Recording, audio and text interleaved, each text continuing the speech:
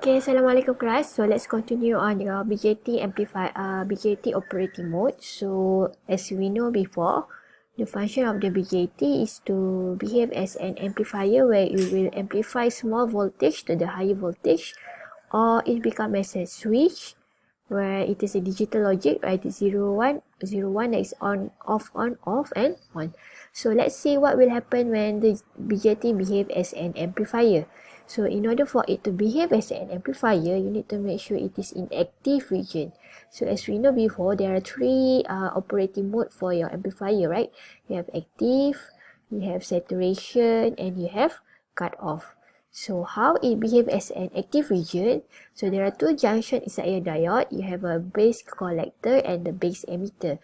In order for it to behave as an active region, so you need to make sure between B to E here is a forward bias, and between B to C here is a reverse bias.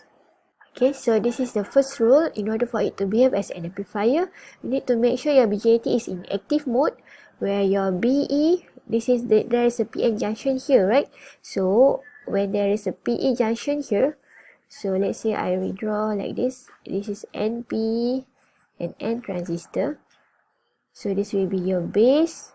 This will be your base, C, B, and E, right? So here will be your emitter, here will be your collector. So between B to E junction is a forward bias. So how you define this one is a forward bias. Means here must be plus because this is a P. P is majority carrier is whole, right? Plus minus connected to the BE. So this one is forward bias. What will happen at your between C to E? C to E is a reverse bias. Means this is negative, right? And here will be plus minus, and then connected to ground. So this will be reverse bias. So this is what happened during the active mode. Between B to E is a forward bias. Between B to C is a reverse bias. So why we want to do this in active mode? Because we want to have a linear flow control. So recall back the analogy of the flow of the water inside your pipe. So and active we can control the flow of the electron. So that's why we name it is active, and it can amplify correctly. Okay, so let's recall back how is the flow of the electron in hole. So let's say you have the current to the left side, so your hole will follow the flow of the current, and but your electron will go at the opposite direction. Okay, so this is the image of the active mode inside the NPN transistor. Okay, so this is how we can explain the NPN inside the active mode. So we have NPN, here is emitter, base, and collector. So between B to E junction, you have a forward bias. So how you define this one is a forward bias. Since N is a negative charge, so forward means you need to be the same, right? So minus, plus, minus, plus. What will happen at the BC is a reverse bias. So since it is negative, so here must be plus, minus, minus. Okay. So the next step is we see how is the flow of the electron. So N majority carrier here is electron. So since negative and negative will be repelled, right? So it will move the majority carrier towards your P. Okay. So please take note here, the base, the P here is small. The P here is small and lightly doped. So when all the majority carrier already moved towards the P, since this P is small and lightly doped, so majority of the electron will move towards your collector. Only 2% will move down to your base. Okay, so once the electron reach here, now what will happen? Negative and positive will be attract or repel. So it will be attracted, right? So your electron will flow towards the supply here. So if you can see here, there is a movement of electron. A movement of electron from where? From your emitter towards your collector. So this is the movement of electrons. So electrons will move towards N, towards base, and then towards collector.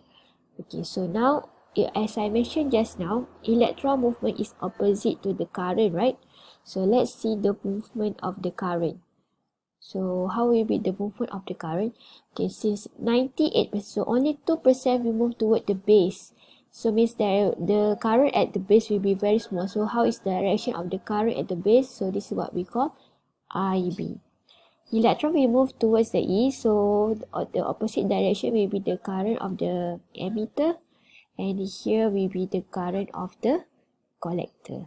So means 98% of your electron will move towards P to N, only 2% will move towards your base. So if you have a KCl equation here, so if you see this is IE, here is IC, and here is IB, right? Taking this as a node, what will be the equation for your KCl is current entering the node is IC plus current entering the node is IB equal the current leaving the node is IE. So this will be your first formula for your BJT, that is IE equal IC plus IB. So please take note, your base current here is very small because only 2%. So your unit here will be microampere. Here will be milliampere, same with your IE. Okay, so the figure shown here is the same as before. So we have emitter, we have base and collector. So the flow of the current will move towards from your emitter towards your base, but the flow of electron will move towards from emitter to the collector, but the current will be in the opposite direction. So this is your IE, this is your IB, and this is your IC. So using your KVL, your IE will be equal to IB plus IC. So between B to E is a forward bias, between B to C is a reverse bias. Okay, how are we going to explain the active mode? So there are three parts here. First, the emitter just now.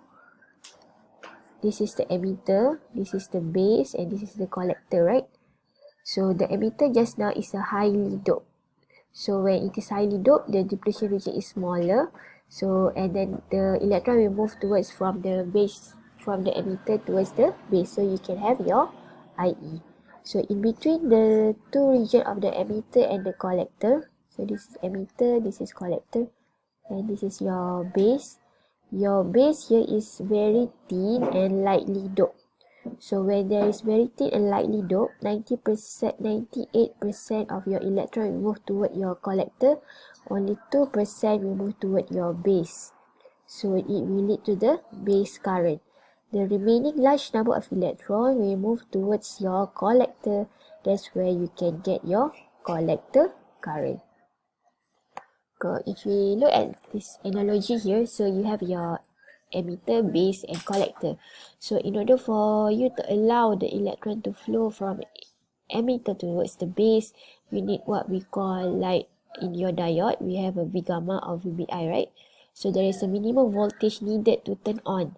So what will be the voltage needed to turn on here is what we call VBE.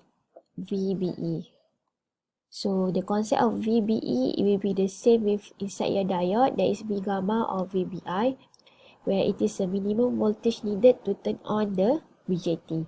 Once it reaches the minimum VBE, your electron have enough energy to move from emitter towards your base, and then will be accelerate to your collector. So that's how the electron movement flows inside your active mode, that relates to the three current of the collector, emitter, and base. Okay.